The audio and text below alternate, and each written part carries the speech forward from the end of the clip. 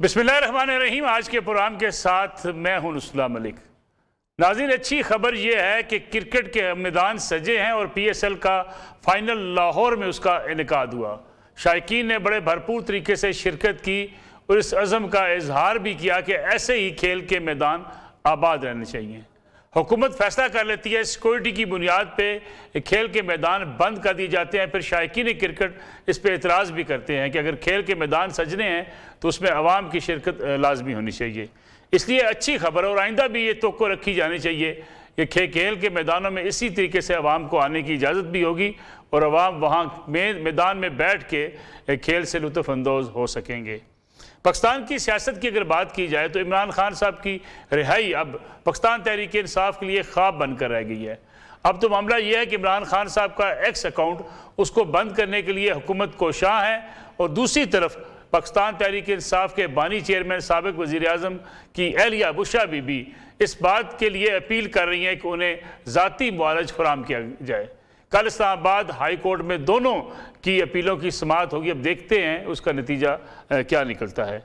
दूसरी तरह अगर देखा जाए तो ख़बरें इस वक्त सोशल मीडिया पे जो है वो जो गर्दिश कर रही हैं वो ये कहती हैं जी कि पाकिस्तान तहरीक इंसाफ में तो इख्तलाफ हैं ही सही, शरीफ फैमिली के अंदर भी इख्तलाफात हैं और शरीफ फैमिली के अंदर इख्तलाफात की ख़बरें सोशल मीडिया पर काफ़ी दिनों से गर्दिश कर रही हैं।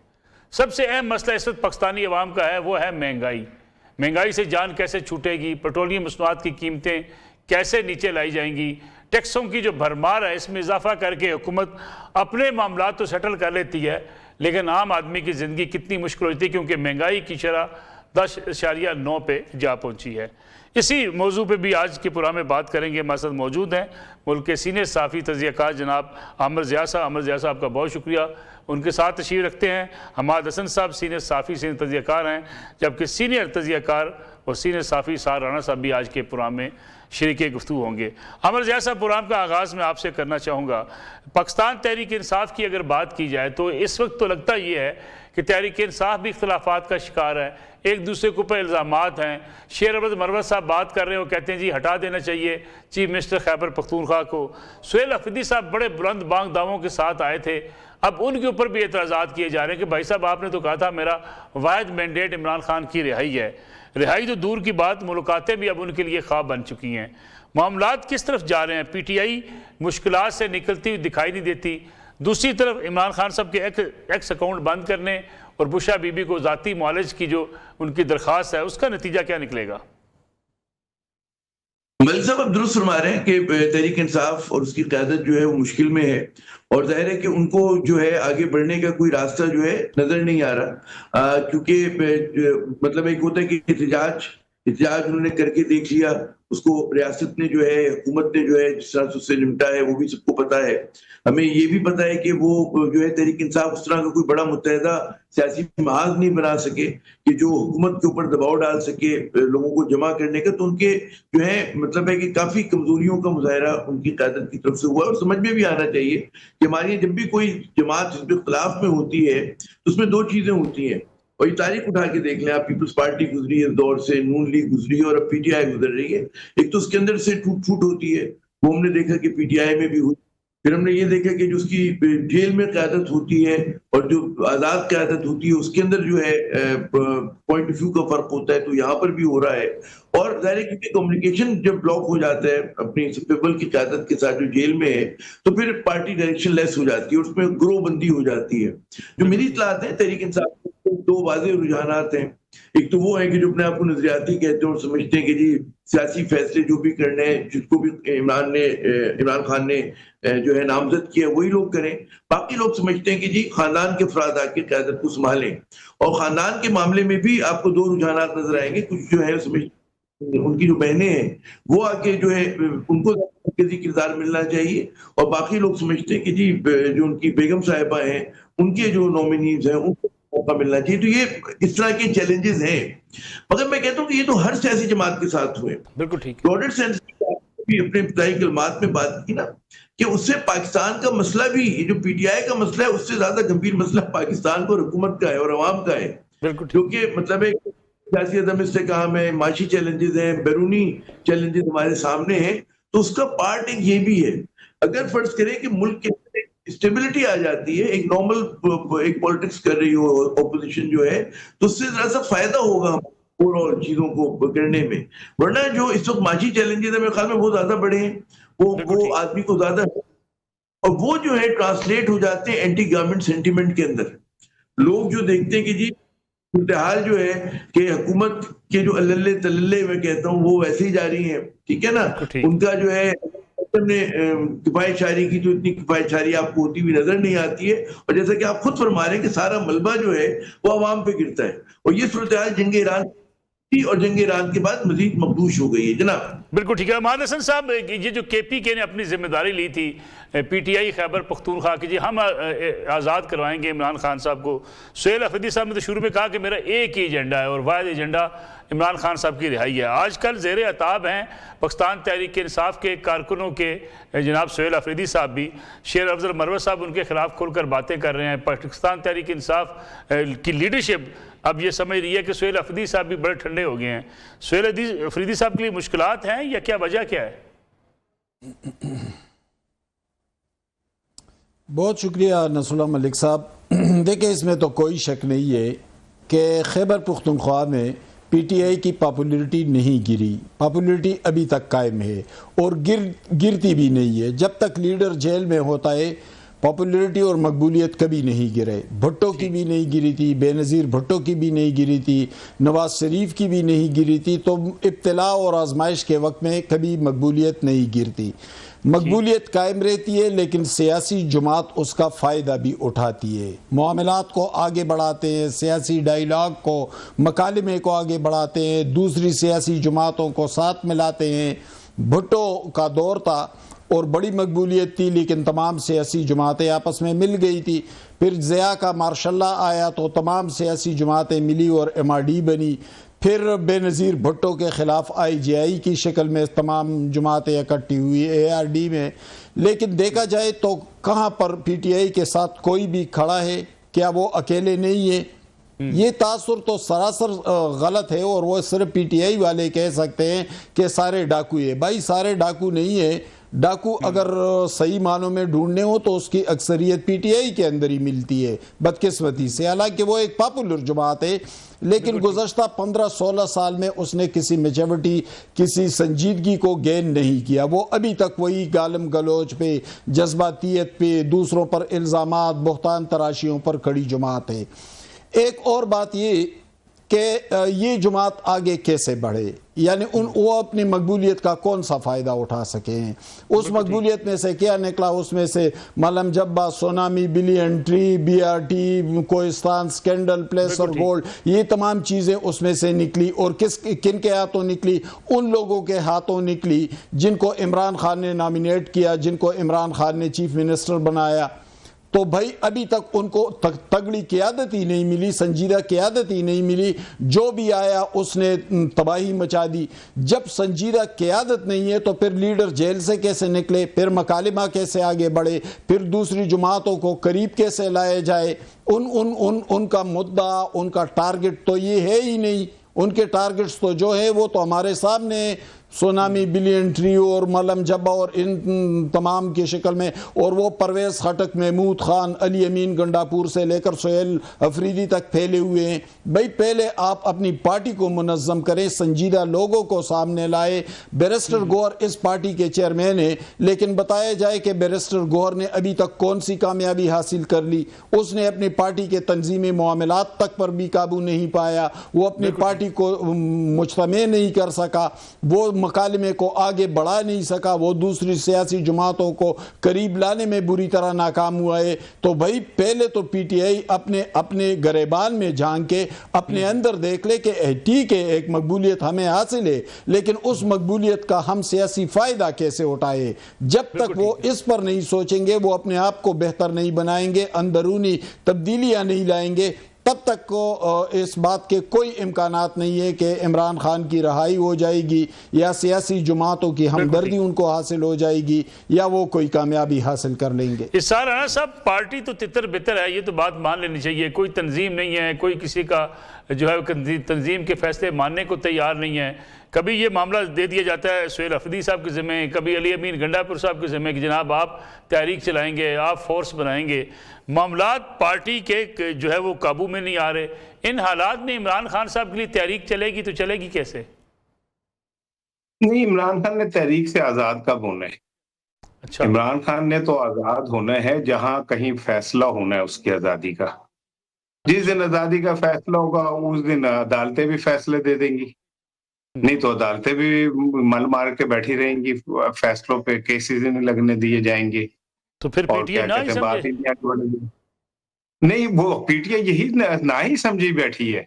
उसे पता है कि इस दीवार से टकराने से उनका सर फटेगा और कुछ नहीं होगा। तो पीटीआई में से कौन है जो इस बात को हाँ समझ के कोई मेहनत कर रहा है या कोशिश कर रहा है? उन्हें नजर आ रहा है कि ये सुनवाई इमरान खान को कोई अदालतों के जरिए या इसके जरिए नहीं होगी। वो अदालत इमरान खान को जब भी रिहाई मिलेगी तो कहीं और से ही फैसला होगा तो रिहाई मिलेगी। दूसरी बात ये है कि ये मैं बिल्कुल मानता हूँ, मालम जब्बा, बीआरटी, ये वो सारे जो केस हैं, तो ये लोग तो बाहर फिर रहे हैं, इनके ऊपर मुकदमे क्यों नहीं बनते? पीटीआई को जो मुर्दे इल्जाम ठहराते हैं लोग, तो सवाल ये क्यों नहीं करते कि जो कल्प्रिट है वो तो अब पीटीआई का हिस्सा नहीं है, तो उन पे मुकदमे क्यों नहीं बनते? उनको वजीर आजम के मुशीर क्यों बना दिया जाता है? वो परवेज खट्टक हो या कोई और हो, वो गोगी है और फला है, तो वो जो बुजदार है वो तो आजाद फिर रहे, उसको क्यों नहीं कोई पकड़ता?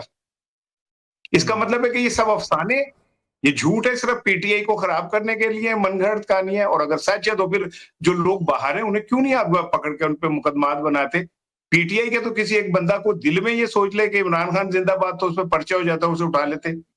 तो जिन लोगों ने इतने बड़े पैमाने पे लूटमार की है उनको क्यों आजाद छोड़ा हुआ है? इसका मतलब सिंपल ये है कि यहाँ पे एक नफरत का निजाम चल रहा है, जिसमें आपने नफरत में सब उन लोगों को पकड़ना है जो इमरान खान के साथ हैं। इमरान खान के साथ जो लोग नहीं है वो जितने मर्जी कल्प्रेट हो, लुटेरे हो, बदमाश हो, डाकू हो, कोई नहीं उनको पूछ सकता।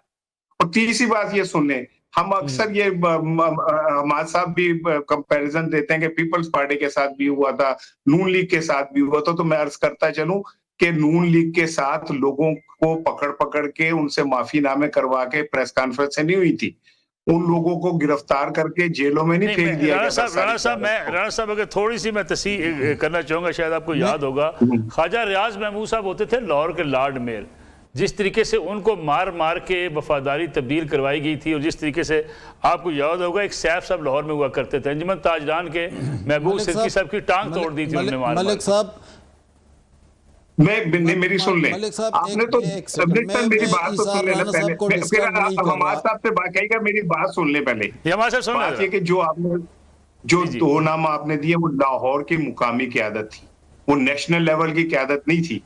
जो दो नाम आपने दिए, ख्वाजा रियाज साहब मियां नवाज शरीफ की खुली कचहरी के इंचार्ज थे लाहौर में, इंचार्ज ही थे ना पार्टी के। को आज आप कोट लखपत जेल में कौन लोग बंद हैं? हाशमी साहब कहते हैं कि मुझे बर्फ की सिलों पर लिटाया जाता था।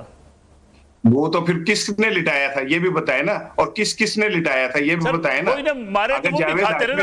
आपको याद होगा राणा साहब, जावेद अशरफ साहब मार रोड पर गोली लगने से शहीद हुए थे। अल्लाह उन्हें जन्नत नसीब करे। तो पीपल्स पार्टी ने के दौर में उसने उनको शहीद किया गया था। तो कितने लोग मुस्लिम, जावेद अशरफ साहब को जो है वो जब टेक ओवर हुआ उसके बाद शहीद किया गया था। नहीं, आप गलत कर रहे हैं। No, Javed Ashraf was my best friend. मैं खबरे का एडिटर था जब जावेद अशरफ शहीद हुआ है। माल रोड के ऊपर हंगामे में उसे बैंक में से निकाल के, जहां पुराना प्रेस क्लब था, बाहर निकाल के गोली मारी गई थी। और उससे पहले उसने वर्ल्ड कप के अंदर बेनजीर भुट्टो की मौजूदगी में कजाफी स्टेडियम में नून लीग के झंडे लहराए थे और गुब्बारे चलाए थे। मुझे तो पूरी हिस्ट्री याद है ना, आपको थोड़ा सा आगे पीछे हो रही। दूसरी बात और सुन ले मुझसे कि ये जो कहा जाता है ना कि जो लोग जेल में गए वो पॉपुलर हुए, अगर ऐसा होता तो नवाज शरीफ साहब आके इस बार इलेक्शन जीत जाते। वो जेल से बाहर गए थे, उनको तो बहुत बड़ा विक्टिम कार्ड उनके हाथ में होना चाहिए था, तो वो क्यों हार गए सब जगह से? अब आप मान ले, कहे जाए कि नहीं वो जीते थे, उन्हें भी पता है कि मैं हार गया, विक्ट्री स्पीच वो जेब में रख के लेके गए थे। बात इतनी है कि लोगों को इस बात का अंदाजा हो चुका है कि एक साइड पे ये पूरा मैकेनिज्म है और एक साइड पे अकेला इमरान खान खड़ा हुआ है। तो ये जो पार्टी लीडरशिप पे ये कुछ ना भी करे तो इमरान खान का तो वोट बैंक और बढ़ रहा है, कम तो नहीं हो रहा। आप जिस दिन उसे बाहर निकालेंगे वो जिन बन के खड़ा होगा, और इन सबको पता है इस बात का, बकौल साद रफीक के, कि वो हमें जिंदा गाड़ देगा। ठीक है, एक हम ब्रेक ले लें, ब्रेक के बाद वापस आते हैं और हम एक बार फिर खुशामदीद। अमर ज़िया साहब जो राना साहब नक्शा बयान कर रहे हैं उसमें तो वो कह रहे जी कि जनाब इमरान खान साहब की रिहाई तभी होनी है जब इस्टेब्लिशमेंट ने राज़ी होना है, उनका इशारा उसी तरफ है। तो फिर खान साहब की रिहाई करीब करीब आपको नजर आती है? देखिए, जो पाकिस्तान की सियासत की रिवायत रही है वो तो यही रही है ना कि जब कोई सियासतदान जो है मातूब होता है तो उसको वापसी का रास्ता वही लोग देते हैं जो उसको निकालते हैं, जो उसको हटाते हैं मंजरनामे से। अब वो दो सूरतों में होता है, या तो मतलब है कोई अवामी दबाव बढ़े इस बात के ऊपर, या वो जरूरत महसूस करें कि जनाब अब जो है ये सिस्टम जो है अपनी मुद्दत पूरी कर चुका है, इसकी शेल्फ लाइफ पूरी हो गई और तब्दीली की जो है जरूरत है। अमूमन यही हुआ है हमारे यहाँ, लेकिन बाज़ औक़ात नहीं भी हुआ। हमने देखा कि ज़ुल्फ़िकार अली भुट्टो को जो है बिल्कुल फांसी मिल गई और उनके साथ उनका उस तरह से रिवाइवल नहीं हुआ। सिर्फ नवाज शरीफ साहब वो खुशकिस्मत सियासतदान है कि जो एस्टेब्लिशमेंट से लड़े भी, नाराज भी हुए, और उसके बाद एस्टेब्लिशमेंट ने न सिर्फ उनको माफ किया बल्कि उनको नवाजा भी बहुत ज्यादा। और जब भी मैं अक्सर कहता हूँ कि नवाज शरीफ साहब जो है वो फेवरेट चाइल्ड है उनकी, वो और उनका खानदान जो है एस्टेब्लिशमेंट के। कई मरतबा जब मुझे याद है मुशर्रफ साहब के दौर में, वो तो क्योंकि हमने खुद कवर किया है 99 का कू जो हुआ था, तो उसमें उसी तरह का सेंटिमेंट आज इमरान खान साहब के खिलाफ है। कमो बेश उसी तरह का सेंटिमेंट हुआ करता था शरीफ साहब के खिलाफ और उनके जो हिमायती हैं या उनके चाहने वाले हैं। फिर हमने देखा कि वक्त गुजरा, मुशर्रफ साहब के 8-9 साल पूरे हुए और फिर चीजें तब्दील हुई और नवाज शरीफ साहब को रास्ता मिल गया। अब जाहिर है कि इमरान खान साहब का एक एज फैक्टर है, उसकी तरह वो फ्लेक्सिबल नहीं है नवाज शरीफ साहब की तरह। तो मुझे नहीं पता कि उनके साथ वही सलूक होगा जो नवाज शरीफ साहब के साथ हुआ है नहीं हुआ, कि उनका जो है भुट्टो जैसा अंजाम होगा, या उनको मुसलसल जेल में रखा जाएगा, या उनको जो है दोबारा से रिस्टोर किया जाएगा। ठीक है ना, तो बहुत कुछ इसमें इफ्स एंड बट्स होंगे। उसमें यकीनन कि खुद पीटीआई क्या करती है, हमारे सियासत के इंटरनल डायनामिक्स किस तरफ जाते हैं, क्या ये वाला जो सेटअप है इसके अंदर कोई कंट्रडिक्शंस पैदा हो जाते हैं। तो आप इशारा कर रहे थे कि शरीफ फैमिली में कशमकश है, तो पीपल्स पार्टी और नून लीग हो सकती है किसी मरहले के ऊपर। तो बहुत सारे फैक्टर्स हैं, क्योंकि चीजें हमेशा एक जैसी नहीं रहती सियासत में। एक कहते हैं कि चीज शुरू होती है, फिर वो पीक पकड़ती है, उसके बाद फिर वहां से उसका एक इन्हितात होता है, 4 बरस 6 बरस 7 बरस, तो हमेशा के लिए कोई चीज नहीं होती। तो यकीनन तब्दील होगा, लेकिन मेरा फिर वही सवाल है कि इतनी तब्दीलियां आई यहाँ पर मलिक साहब, अवाम दोस्त तब्दीली क्यों आ रही है? ऐसी तब्दीली क्यों नहीं आ रही कि फायदा भला अवाम का हो?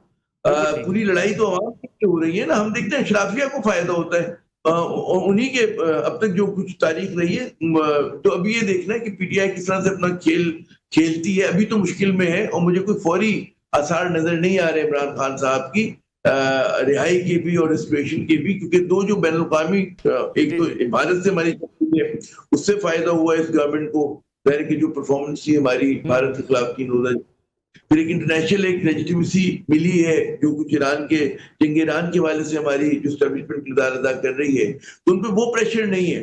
तो ये एक मेरे ख्याल में पीटीआई की बदकिस्मती है और इस सेटअप की खुशकिस्मती है कि उन्हें 2 ऐसे फैक्टर्स मिल गए कि जिसकी वजह से वो मजीद जो है पीटीआई को मजीद दीवार से लगा के रख सकते हैं। बिल्कुल ठीक है। हमाद हसन साहब, आप बात कर रहे थे कुछ जब ब्रेक पे जाने से पहले, जब राणा साहब ने कहा जी कि वो लोग जिनके ऊपर आप एतराज़ात उठा रहे हैं कि ये मुलव्वस थे करप्शन केसेस में, वो सारे तो आज़ाद हैं। ये बात तो दुरुस्त है कि जो इमरान खान साहब का साथ छोड़ के प्रेस कॉन्फ्रेंस की, ना उनके खिलाफ मुकदमात बने, ना उन्हें जेल में जाना पड़ा। राना साहब तो हमारे सीनियर है और हम उनसे सीखते रहते हैं, लेकिन उनकी बात से मुझे कितन इत्तेफाक नहीं है, क्योंकि मैं तारीख़ का अदना सा तालिब इल्म हूँ। मुझे मालूम है कि हुसैन शहीद सहरवर्दी के साथ क्या हुआ था, उनके साथियों के साथ क्या हुआ था। क्या ये पहली दफ़ा हो रहा है इमरान खान के साथ? फिर क्या एबडो के ज़रिए 1962 में तमाम सियासतदानों को नाअहल नहीं कर दिया गया था? फातिमा जनाह के साथ क्या हुआ था? फिर MRD में सियासतदानों के साथ क्या नहीं हुआ था?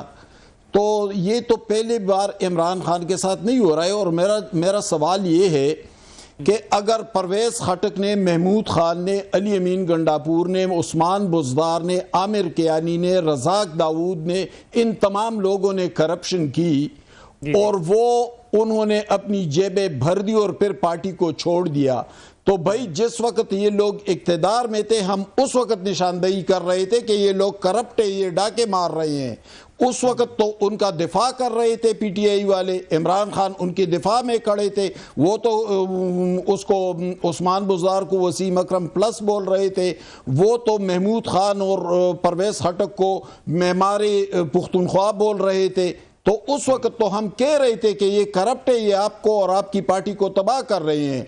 अब जब उन्होंने अपनी जेबें भर ली, मुश्किल वक्त आए तो जाहिर है उन्होंने पार्टी को छोड़ना था। तो हम क्या करें, हम खामोश हो जाएं कि हाँ भाई उन्होंने अब पार्टी छोड़ दी है, पीटीआई का इसमें कोई कसूर नहीं है। जिस वक्त वो लोग इख्तिदार में थे, हम उस वक्त निशानदेही कर रहे थे। हम आज भी निशानदेही कर रहे हैं कि भाई खैबर पुख्तनख्वा में बहुत बड़ी करप्शन हो रही है। हम आज भी बता रहे हैं कि वहाँ पर पतंगबाजी के मामलात क्या हैं, वहाँ पर एक इक्सियन को 100 अरब के प्रोजेक्ट का सरबराह कैसे लगाया गया, हालांकि उसके लिमिट 40-45 करोड़ से ऊपर हो नहीं सकते। हम आज भी निशानदेही कर रहे हैं कि हेल्थ एजुकेशन सेक्टर का क्या हाल है। हम आज भी निशानदेही कर रहे हैं कि वहाँ पर बंगलों में, यहाँ इस्लामाबाद के एक फ्लैट में, D12 के एक बंगले में क्या मामलात तय पाते हैं। हम तो निशानदेही सर कर रहे हैं, हम तो बार बार बता रहे हैं कि जेन्युइन लोगों को आगे लाए, हम उनके साथ खड़े होंगे। लेकिन जब ये डाके मार लेते हैं, मुश्किल वक्त आता है, फिर पार्टी से निकल जाते हैं। लेकिन पार्टी इनको ओन करती है, तो इसमें तो हमारा कसूर नहीं है। कसूर तो पार्टी लीडरशिप का है कि वो उनको पार्टी में क्यों रखते हैं। जब पार्टी को फायदा होता है तो वो पार्टी में रखते हैं। अली अमीन गंडापुर चीफ मिनिस्टर थे, हमने एक एक प्रोजेक्ट की निशानदेही की, हमने एक एक करप्शन की निशानदेही की। क्या मिल रहा था, हमें माँ बहन की गालियां दे रहे थे कि आपके फला करप्ट है, फला करप्ट है। हमने फला करप्ट की कब हमायत की? हमने तो ये हमेशा कहा है कि दूसरी जमातों में भी हो रही है। लेकिन जब हम निशानदेही करते हैं तो कम से कम वो चौकन्ना तो हो जाते हैं, उनको पीछे तो धकेल देते हैं, यहाँ तो उनके डिफेंस में आ जाते हैं। एक और बात करूं जी, देखिए इमरान खान जेल में तो हमने तो कभी उसकी हमायत नहीं की, हमने तो उनके हक में बोला है। हम तो सियासतदानों के साथ होने वाली ज्यादती के कभी वकील ही नहीं बने। लेकिन होता क्या है, जब उनके मुखालिफिन के साथ ये होता है तो फिर इमरान खान और उनके पैरोकार उनके हमायत में खड़े हो जाते हैं। हम तो आज भी खड़े हैं कि इमरान खान के साथ वो कुछ हो रहा है जो फातिमा जनाब, भुट्टो, बेनजीर और नवाज शरीफ और जरदारी के साथ मुझे चूंकि ब्रेक लेनी है, एक छोटी सी ब्रेक लेके वापस आते हैं। ये सवाल रखते हैं इसार राणा साहब सामने। और हम एक बार फिर खुशामदीद इसार राणा साहब, जो हमाद हसन साहब ने बात की इसमें तो सदाकत है ना कि जी पाकिस्तान तहरीक इंसाफ के बानी चेयरमैन इमरान खान ने बताया कि फलां डाकू है, फलां चोर है, फलां लुटेरा है, मुख्तलिफ जो है जमातों में रह के ये मुल्क लूटते रहे हैं। ये सारे लुटेरे खान साहब ने इनकी निशानदेही किया करते थे, फिर यही पाकिस्तान तहरीक इंसाफ के रहनुमा थे। नहीं, इसमें तो कोई शक नहीं है कि खान साहब ने जिन लोगों को डाकू लुटेरा कहा वो उनकी पार्टी का हिस्सा बने, और खान साहब को ये डिसीजन नहीं लेने चाहिए थे। ठीक है, उनकी मजबूरी थी, उन्हें ये पता था कि मुझे इख्तिदार लेना है और मैं इन साखियों के बगैर इख्तिदार नहीं ले सकता।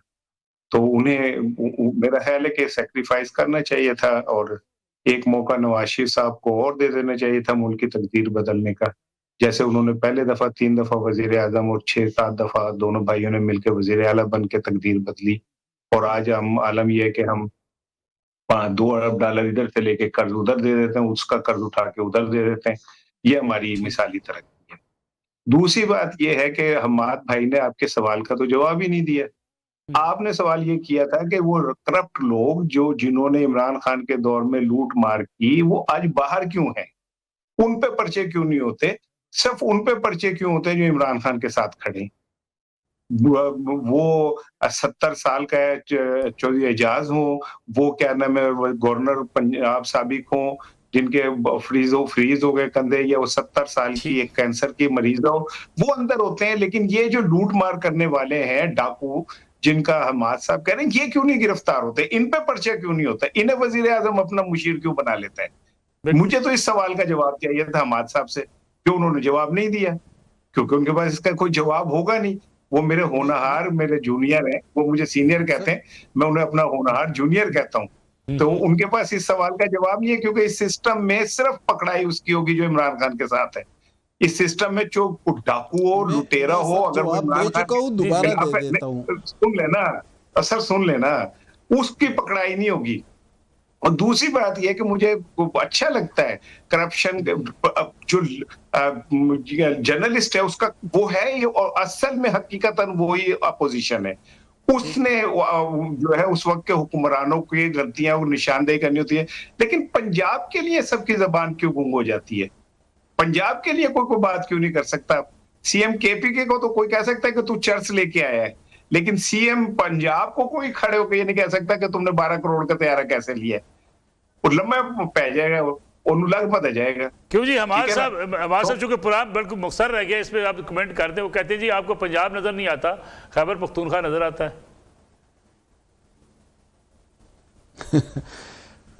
इसार राना साहब, ये तो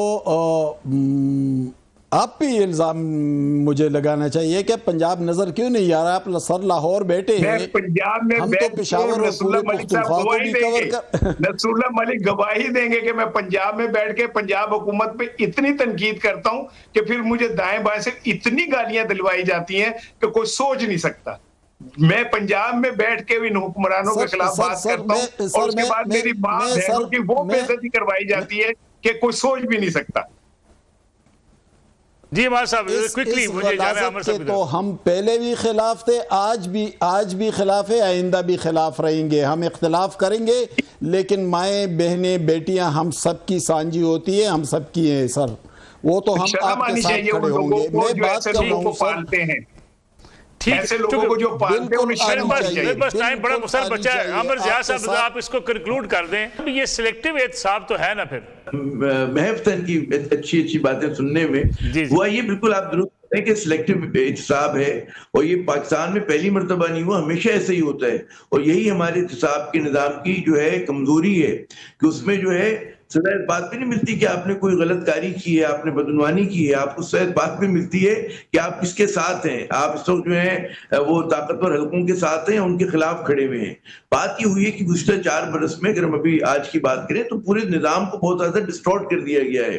तो चाहे आपका आइन हो, आइन में बहुत तब्दीलियां हुई हैं, हमारी जुडिशरी का पूरा एक वो बदल गया है, कहते साख बदल दी गई है। वो कहते हैं गोल पोस्ट चेंज कर देते थे ना, इमरान खान को तहरीक इंसाफ को दबाने के लिए, उसको मुश्किलात में लाने के लिए उन्होंने कवानीन ही बदल दिए। तो जाहिर है कि उसके अंदर जो है, अब अगर आप समझे कि उससे कोई ऐसी चीज निकल आए कि जो इंसाफ पे मबनी होगी, और उसके अंदर ये अकाउंटेबिलिटी होगी कि जी आपने क्योंकि करप्शन की थी, उस पे सजा मिले, भाई किसी को इतराज नहीं होगा। जिसने पीटीआई में करप्शन किया उसको you should hold them accountable. But at the same time इसमें बहुत करप्शन हो रही है भाई, उसका कौन हिसाब देगा?